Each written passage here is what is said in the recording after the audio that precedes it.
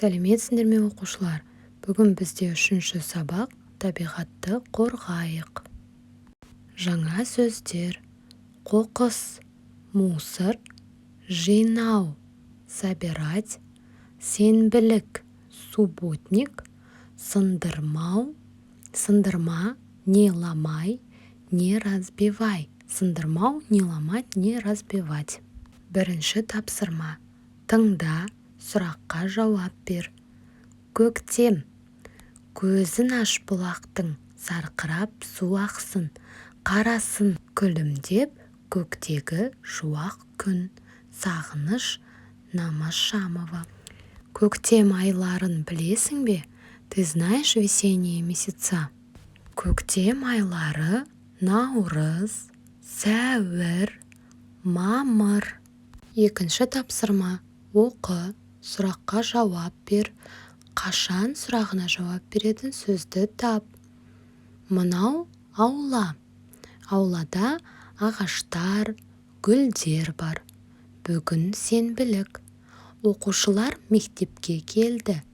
Балалар ауланы тазалады. Қоқыс жапырақ жинады. Гүлдерге су құйды. Аула таза болды. Это двор. Во дворе есть деревья и цветы. Сегодня субботник. Ученики пришли в школу. Ученики очистили двор. Собирали мусор и листья. Поливали цветы. Наш двор стал чистым. Балалар табиғатқа қалай көмектесті? Как дети помогли природе? Олар не істеді? Балалар сенбілікке шықты. Ауланы тазалады. Қоқыс жапырақ жинады. Гүлдерге су құйды. Теперь нам надо найти слово, которое отвечает на вопрос «когда». Қашан.